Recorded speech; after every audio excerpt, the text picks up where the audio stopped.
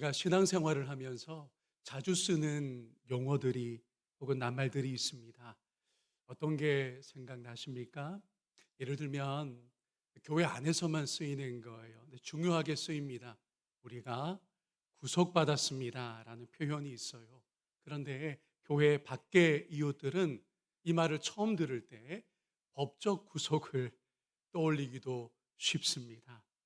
교회 안에서 죄라는 말 많이 쓰고요. 의라는 말, 소망, 복음, 또 영혼, 은혜 등등 여러 우리가 자주 쓰는 낱말들이 있습니다. 여러분이 아마 아실 것 같기도 한데요. 이 은혜라는 단어는 그러나 원불교에서도 즐겨 씁니다. 그분들 절기에 이렇게 보면 현수막이 걸리는데 꼭 이 문구가 한 번씩 나타나요. 모든 것이 은혜입니다. 원불교에서 그렇게 내걸고 있습니다.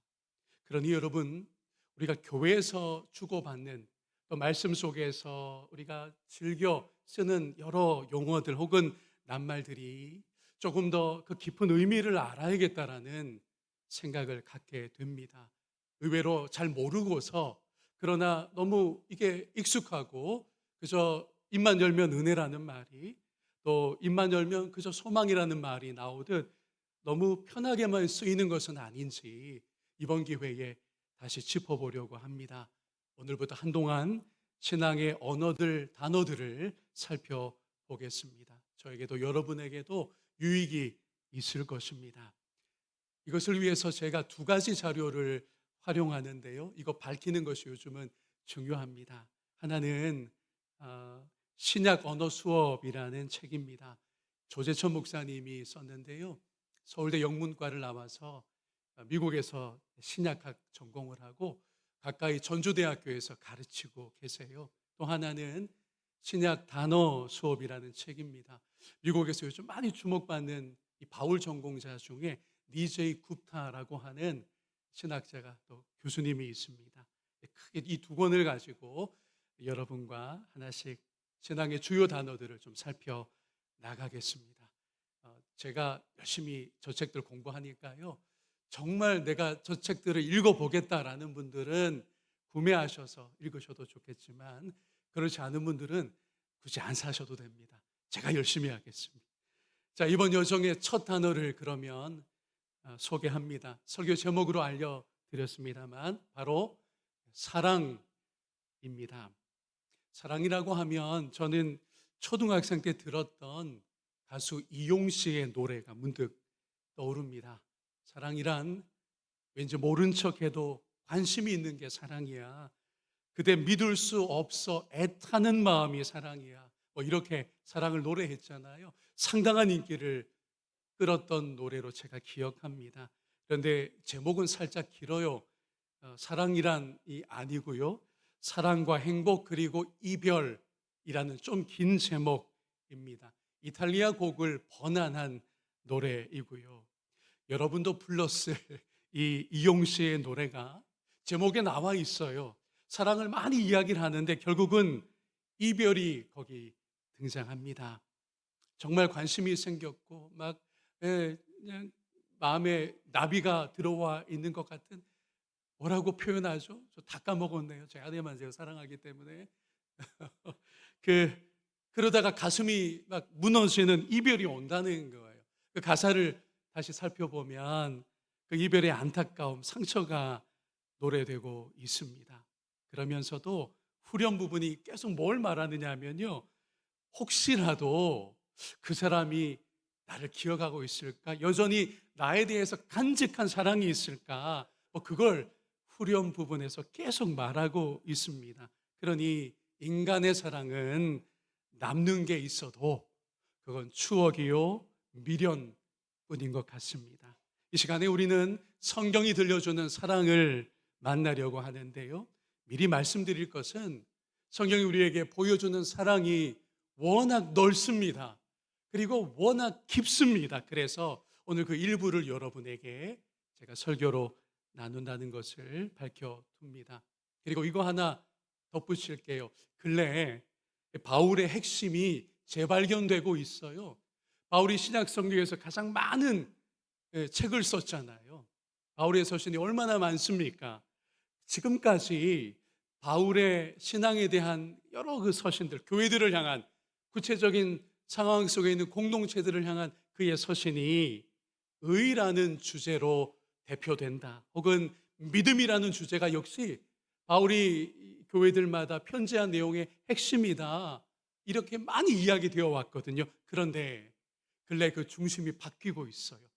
핵심이 옮겨가고 있습니다. 어디로 옮겨왔느냐? 그게 바로 사랑입니다. 사랑입니다. 복음서만 사랑이 아니고요. 바울의 서신도 결국은 그 중심에 사랑이 있구나. 그의 편지들이 사랑에 걸려 있구나라고 최근에 사랑이라는 주제가 다시 주목받고 있다는 것 알아두시면 좋겠습니다. 자, 먼저 우리의 신앙의 기초를 놓았던 교회 중요한 인물 한 분의 인용을 여러분에게 소개해야 될 것 같아요. 어거스틴의 한마디인데요. 밑줄에 들어갈 빈칸에 들어갈 낱말을 여러분 한번 맞춰보세요. 자, 누가 어떤 사람인지를 알려면 그가 무엇을 믿는지보다 무엇을 이것하는지를 보라. 어거스틴이 굉장히 중요한 이야기를 이 문장에 담았습니다. 제가 친절하게도 살짝 답이 보이게 여러분에게 제시하고 있죠. 맞습니다. 정답은 사랑입니다. 다시 읽어보면 누가 정말 어떤 사람인지를 알려면요, 그가 무엇을 믿는지도 중요하지만 무엇을 그가 사랑하느냐를 반드시 보라는 비중 있는 이야기입니다. 어거스틴은 젊은 날 방탕했다가 하나님을 깊이 만났습니다. 그리고 성경을 깊이 연구했습니다. 성경에서 깨달은 것 하나가 특별히 사랑에 관한 것인데, 그는 인간의 문제가 지식 부족에 있기보다는 사랑의 질서가 무너진 거라고 제대로 들여다볼 수 있었어요.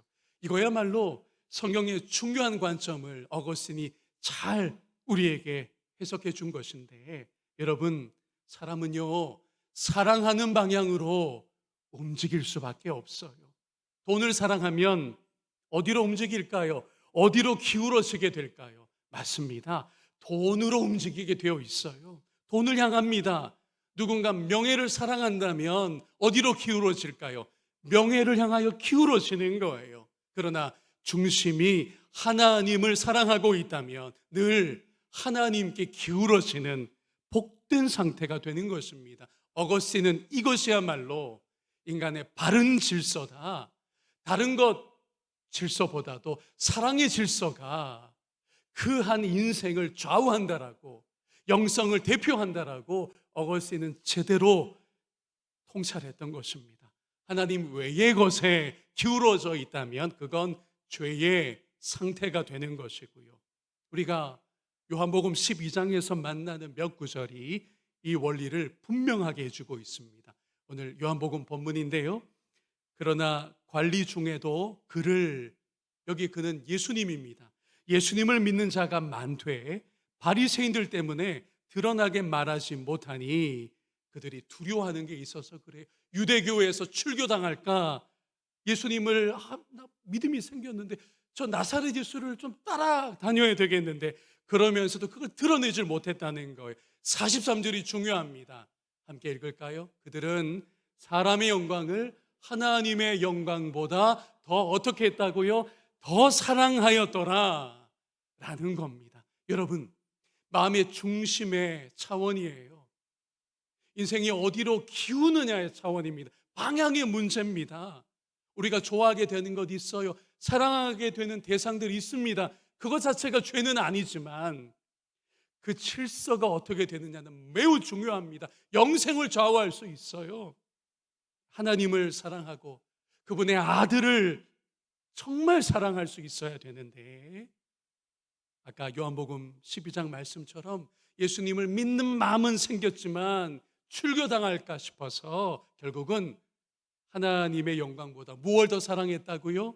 사람의 영광을. 내가 계속 유대교 안에 머물러 있어야 돼. 여기 내 사회적인 평판과 내 모든 것이 거기 들어있으니까요. 하나님의 영광을 가장 사랑하는 것, 그분의 아들을 내 사랑의 1순위에 두는 것, 이게 사랑의 질서요. 그래서 너무도 중요한 인생의 문제인 것입니다. 그래서 여러분, 무엇을 사랑하느냐 대단히 큰 문제입니다. 그리고 우리가 무엇을 사랑하도록 부름받았느냐, 이거 늘 확인하고 이거 늘 고백하는 것, 신앙의 근본이 되는 것입니다. 이제 본격적으로 우리가 기독교를 사랑의 종교라고 거침없이 말하고, 기회 있는 대로 우리 입을 열면 우리 사랑합시다 뭐 이렇게 자주 말하잖아요. 그런데 그 사랑이 어디에 있습니까? 무슨 사랑을 말하는 걸까요? 여러분이 알고 있지만 이번 기회에 이것부터 정리를 다시 하겠습니다. 요한일서 4장 본문이 이미 우리에게 일러 주었습니다. 함께 읽습니다. 사랑은 여기에 있으니 우리가 하나님을 사랑한 것이 아니요 하나님이 우리를 사랑하사 우리 죄를 속하기 위하여 화목 제물로 그 아들을 보내셨습니다. 아멘. 여러분, 하나님은요 죄인들을 사랑하셨습니다. 저와 여러분을 사랑하셨다는 말이에요. 하나님은 그분께 원수되었던 우리와 화목하기를 원하셔서 화목 제물을 보내셨다고 합니다. 그게 누굽니까? 외아들 예수 그리스도이십니다. 그 아들 그리스도께서 십자가에서 죽으심으로써 화목 제물이 온전히 되셨습니다. 이게 하나님의 사랑입니다. 사랑은 우리에게 있지 않아요. 하나님 그분께 있는 겁니다. 그래서 여러분, 속죄는요, 구원은요 단지 하나님의 칭의만이 아니에요. 하나님이 우리를 이제 의롭다라고 일컬어 주신 것, 그 정도로 속죄나 구원이 파악되면 안 됩니다. 많이 부족합니다. 또 속죄든 구원이든 우리의 확신의 차원도 아닌 거예요. 그럼 뭐냐? 저를 따라서 해주십시오. 하나님의 사랑. 속죄는 결국 하나님의 사랑을 말하는 겁니다. 구원이 뭐예요? 내가 구원에 확신이 있는 거 중요하죠. 근데 근본이 어디에 있습니까? 그건 하나님의 사랑입니다. 사랑이 맨 먼저입니다. 사랑이 전부라고 할 수도 있어요. 여러분, 그래서 구원을 받았다라는 것보다 더 중요한, 더 근본에 있는 표현이 있어요. 이거 저를 꼭 따라서 하셔야 됩니다. 오늘 첫 번째 정리하는 주제인데 저를 따라서 하세요. 나는 하나님의 사랑을 받았습니다. 8분이 따라하지 않았습니다. 너무 중요해요. 함께 외칩니다. 나는 하나님의 사랑을 받았습니다. 예. 우리 모두가 사랑받은 자인 줄로 믿습니다. 바로 이것이, 이 진실이 우리를 붙들어 주는 거예요. 이 사랑이 오늘도 하나님 앞에 나오게 되는 근본 원인입니다. 여러분, 사랑이 구원의 중심입니다. 사랑이 복음의 중심입니다. 사랑이 우리의 믿음의 길을 붙들어 주는 것입니다. 사랑 누가 말했나? 예전에 이걸 물어본 가수가 있어요. 남궁옥분 씨라고. 성경은 대답합니다. 사랑은 하나님이 말씀하신 거야라고요. 사랑은 하나님이 말씀하셨고 그분이 보이신 거라고요. 하나님이야말로 사랑을 참으로 행하신 유일한 분이라고 성경이 오늘도 선포합니다. 하나님의 성품 자체가 사랑임을 우리는 또한 성경에서 늘 확인할 수 있어요. 그래서 요한 사도가 이렇게 선언합니다. 요한일서 4장 8절이잖아요. 함께 읽습니다. 사랑하지 아니하는 자는 하나님을 알지 못하나니 이는 하나님은 사랑이심이라. 아멘. 그러므로 여러분 대답해 보십시오. 복음보다 먼저 있는 것이 무엇입니까? 사랑입니다. 구원보다 먼저 있는 것이 무엇입니까? 그 하나님의 사랑입니다. 믿음 지키고 교회를 섬기는 것도 하나님의 사랑이 있어서입니다. 내가 그 사랑을 오늘도 알기 때문에 헌금도 하고 내가 교회를 위해서 섬겨야지라는 마음에 불타기도 하는 거예요. 그 사랑을 잘 모르는데 사역을 하고 목사가 되고 선교사가 된다. 잘못되기 시작합니다. 나쁜 열매가 나타날 수밖에 없는 것입니다. 두 번째로 우리 오해를 짚어야 할 것 같아요. 어떤 분들은 예수님이 오셔서 비로소 사랑이 이야기되었다라고 생각합니다. 오해입니다.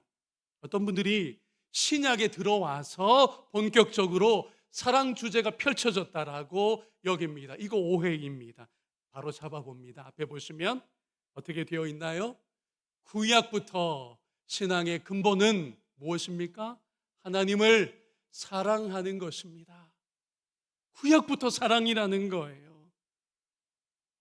구약 성경을 펼치면 왠지 순종이 강조되는 것 같죠. 하나님은 명령하시고 계명 주셨고 제발 거기에 순종해라. 그런데 여러분, 하나님께 순종하는 것이 혹시 의무여서 그게 명령이니까 내가 순종하지 않으면 혼날 것 같으니까 만약 이런 생각이 여러분에게 있다면 본질을 놓치고 있는 것입니다. 구약 성경에서 특히 그 근간이 되는 모세 오경에서 여러분 잘 들었어요. 단 하나의 핵심 구절이 있어요. 창출 레민신 첫 5책이 오경이잖아요. 너무 중요한 책입니다. 이걸 우리가 알면 알수록 계시록이 새롭게 보이는 거예요. 그런데 이 5권의 성경 첫 5권의 책 중에서 목사님 한 구절만 대표하는 구절로 목사님 이야기해 주실 수 있나요? 그러면 제가 대답할 수 있는데 저의 지식이 아니라 지금껏 교회 역사에서 신학자들이 또한 바로 이 구절입니다 라고 다 같이 주목한 구절이 있어요. 그게 바로 들으라 이스라엘아, 쉐마 이스라엘. 한글 성경에는 아마 이스라엘아 들으라라고 어순이 바뀌어 있죠. 신명기 6장 4절과 5절입니다. 그 중에 5절을 함께 읽습니다. 너는 마음을 다하고 뜻을 다하고 힘을 다하여 내 하나님 여호와를 어떻게 하라고요? 사랑하라는 겁니다. 하나님이 바라시는 거는요, 하나님이 정하신 아름다운 인생의 방식과 길은요 다른 게 아니에요. 여호와 하나님을 어떻게 하는 것입니까? 사랑하는 겁니다. 오늘 이 자리에 있는 여러분 모두에게 하나님께서 그의 영으로 성령으로 지금 묻고 계시는 거예요. 너가 나를 사랑하고 있니? 너의 신앙의 본질이 나를 향한 사랑 그거 맞니? 그러니 여러분 어떻습니까? 구약에서부터 사랑이에요. 아니 구약 성경의 가장 대표 구절이라고 하는 신명기 6장에서 우리로 모든 시대 하나님 백성으로 하나님을 사랑하라고 말씀하시고 있잖아요. 그러니 신앙생활이 뭡니까? 라고 묻는다면 대답은 명확합니다. 하나님을 사랑하는 것입니다. 신자는 누구입니까? 어떤 사람입니까? 이거 답은 분명합니다. 하나님을 사랑하는 사람이 신자인 것입니다. 저는 정말 원합니다. 바로 이 본질을 회복하는 저와 여러분이기를 주의 이름으로 축원합니다. 이 핵심에 붙들려 사는 우리 모두이기를 주님의 이름으로 소망합니다. 이어서 세 번째는요, 믿음도 믿음하고 믿음 얼마나 중요해요. 근데 믿음도 사랑으로서 역사한다는 걸 꼭 아셔야 돼요. 우리 이 대목은 갈라디아서로 갔으면 하는데요. 거기 6장에 보면 5장이죠. 할례 무할례 논쟁과 교훈 부분이 나옵니다.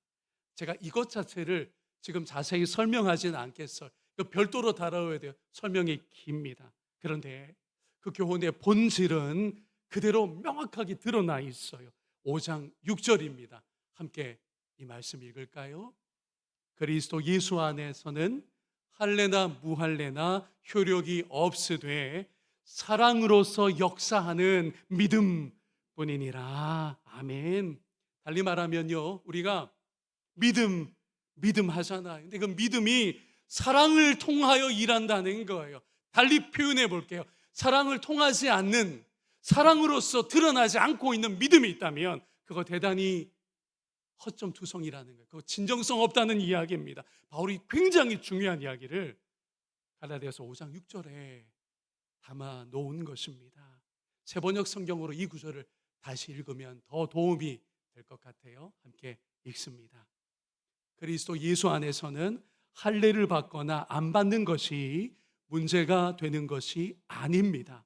가장 중요한 것은 믿음이 사랑을 통하여 일하는 것입니다. 아멘.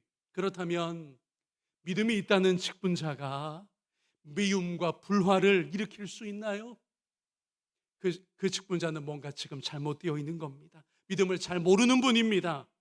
마찬가지로 믿음으로 한다는 어떤 일이 갈등과 상처를 낳고 있다. 그거 원점으로 와서 다시 점검해야 돼요. 믿음이 사랑으로서 작동해야 된다고 분명히 말씀했는데 사랑으로서 그 믿음이 지금 움직이지 않고 있다는 증명들인 것입니다. 그러니 우리에게 믿음이 있어야 돼요. 믿음이 아니고서 하나님을 기쁘시게 할 수 없습니다. 근데 그 믿음의 중요한 원리는 그 믿음이 고백될 때, 그 믿음이 실행으로 나타날 때, 그 믿음이 우리 가운데 드러날 때 무엇으로써요? 사랑으로서 역사하는 믿음일 때 우리 모두가 하나 되고 함께 기뻐하고 그 믿음 있는 어느 누구로 인하여 교회가 유익을 얻고 믿음의 진면모가 사랑 가운데 드러나게 될 줄로 믿습니다. 한 걸음 더 나아가서 마지막으로요. 앞에 보시면 선교의 중심도 무엇입니까? 사랑입니다. 왜냐하면요. 이 표현 꼭 기억하세요. 선교란 밖으로 흘러가는 사랑의 실행이기에 그런 것입니다. 여러분, 사랑이 선교의 중심이기도 합니다. 우리가 선교를 떠올릴 때 흔히 타문화권으로 파송하고 현지에서 복음 전도, 영혼 구원, 열정 이런 것들 먼저 떠올리기가 쉽습니다. 하지만 여러분, 파송되는 선교사가 결단과 열정은 있는데 만약 그가 사랑은 적은 사람이다. 이거 부적합입니다. 선교를 후원하고 기도하는 직분자들이 교회가 사랑이 적은 공동체이다. 그런 공동체, 그런 교회가 선교한다고 하면 공허해질 수밖에 없습니다. 왜냐하면 선교가 별개가 아니어서 그래요. 선교가 따로 떼어놓은 게 아니기 때문에 그렇습니다. 선교도 사랑입니다. 사랑으로 해야 선교가 됩니다. 저를 따라서 해주시겠어요? 선교는 밖으로 흘러가는 사랑. 결국 선교도 사랑이라는 거예요. 그 방향이 우리 교회 안에서만 머무는 게 아니고 주의 사랑이, 그 사랑의 나눔이, 그 사랑의 진리가 풍성하고 그래서 사랑이 교회에서 넘쳐나는 거예요. 밖으로 흘러나갑니다. 그건 자연스럽게 선교의 지평이 되는 것입니다. 사랑이 준비되고 풍성해지는 것이 그러므로 중요해요. 이런 공동체가 선교도 제대로 할 수 있기에 그런 것입니다. 이 선교적 사랑에 여러분 최고봉이 있어요. 선교에 진짜 얼굴이 있습니다. 그런 정도의 선교라면 진짜 선교입니다라고 할 수 있는 최고봉이 있다고요. 그게 뭐냐 하면 두 가지인데요. 원수까지 사랑하는 것이고요. 다른 하나, 박해하는 이들이 있어도 그들을 위하여 기도하는 겁니다. 이게 진짜 선교의 얼굴입니다. 능력입니다. 바로 마태복음 5장에서 예수님이 산상설교로 직접 말씀하신 거죠. 함께 읽습니다. 나는 너희에게 이르노니 너희 원수를 사랑하며 너희를 박해하는 자를 위하여 기도하라. 아멘. 그러니 분쟁하고 있는 교회가 선교한다? 허위입니다. 성도들이 갈등하고 미움이 있는데 선교사를 파송한다? 생명력 없는 일로 드러나게 될 것입니다. 선교를 비롯한 교회 모든 사역이 하나님의 사랑 가운데서 실행되는 그런 귀한 사랑의 진리에 이끌림 받는 우리 교회 여러분의 삶, 여러분의 신앙의 여정이 되기를 축복합니다.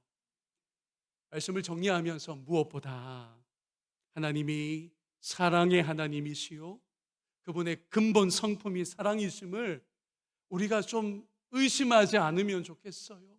여기에 우리의 마음이 녹아내려야 합니다. 사랑이라는 하나님의 진면모, 그의 아들까지 화목제물로 내어주신 그 사랑에 우리의 눈물이 메마르면 안 된다는 거예요. 구약 성경에서 특히 여러분 구약 성경의 선지서는요 끊임없이 질책합니다. 죄를 나무라고 있어요. 회개를 하지 않으면 하나님이 진노하신다라고. 그게 예언자들의 정신이에요. 왕들을 향해서, 종교 지도자를 향해서 그들은 선포했거든요. 그게 선지서입니다. 그런데 그 선지서들을 읽어 나가다 보면 사랑의 창이, 사랑의 문이 이렇게 열려 있어요. 그 중에 특히 두 군데가 그렇습니다. 호세아서 11장에는 하나님이 너무 아름다운 표현입니다. 낭만적이에요. 하나님께서 사랑의 줄로 자기 백성을 이끄셨다고 합니다. 하나님께서 끊임없이 패역하고 끊임없이 우상에게 기웃거리는 당신의 백성을 그럼에도 사랑의 줄로 이렇게 묶어서 이놈들아, 그러면서도 당신의 사랑의 줄을 포기하지 않고 지금껏 이끌어 오셨다라는 눈물 어린 말씀이 있고요. 예레미야서 2장에는 하나님이 신혼 때의 사랑으로 내가 너희를 여전히 사랑한다라고 말씀하세요. 아무리 사이가 냉랭해도 여러분 신혼 때는 좋으셨죠? 왜 눈을 저하고 갑자기 외면하세요? 신혼 때 사랑은 좋은 사랑입니다. 하나님께서 내가 너희를 신혼 때의 사랑으로 사랑한단다 라고 말씀하십니다. 그러므로 여러분 이것만 하나 기억하셔도 좋겠어요. 구원의 확신도 중요하고 견고한 믿음도 중요한데요, 그것보다 앞선 게 있다고요. 근본에 자리한 게 있다고요. 그건 바로 내가, 나 같은 사람이 하나님의 사랑을 받았습니다라고 하는 거예요. 여러분이 어떤 존재라고요? 하나님의 사랑을 받은 사람들입니다. 이걸 깊이 묵상하고 여기에 정말 그 인생과 신앙이 붙들리잖아요. 그러면 어떤 시련이 오고 어떤 아픔이 와도 괜찮아요. 감당해냅니다. 천지를 지으시고 당신의 아들 내어주신 하나님이 여전히 나 같은 인간을, 내 인생을 사랑해 주시다니. 저는 구원받았어요. 이것 때문에 감격하고 손드는 분들보다 저는 정말 원하는 게 있어요. 저는 하나님의 사랑을 받았어요. 저는 하나님의 사랑을 받은 자입니다 라고 손들고 감격하고 하나님 앞에 그 감격 표현하는 여러분들이 되기를 축복합니다. 이게 성경 66권의 첫 번째이기 때문에 그런 것입니다. 그리고 사랑의 방향이 그래서 중요하다고 했어요. 늘 하나님께로 기울어지고 하나님께로 향하여야 되는데 사랑의 우선순위가 뒤죽박죽되면 이제 신앙도 여러분의 삶도 질서가 무너질 수밖에, 어그러질 수밖에 없는 것입니다. 자주 점검합시다. 성령께서 도와주십니다. 너의 마음의 중심이 어디로 가고 있느냐? 너의 사랑의 방향이 1순위가 어디에 지금 머물고 있느냐? 혹시 자녀들이 너의 사랑의 우선순위냐? 너의 소유의 문제가 너를 골몰하게 하고 있느냐? 도대체 무엇이냐라고 성령께서 다시 점검하게 해주실 겁니다. 정직하게 반응했으면 좋겠고요. 결국 하나님의 사랑으로 우리의 신앙의 여정을 걸어내고 하나님의 사랑으로 봉사하고 섬기는 저와 여러분이기를 주님의 이름으로 축복합니다.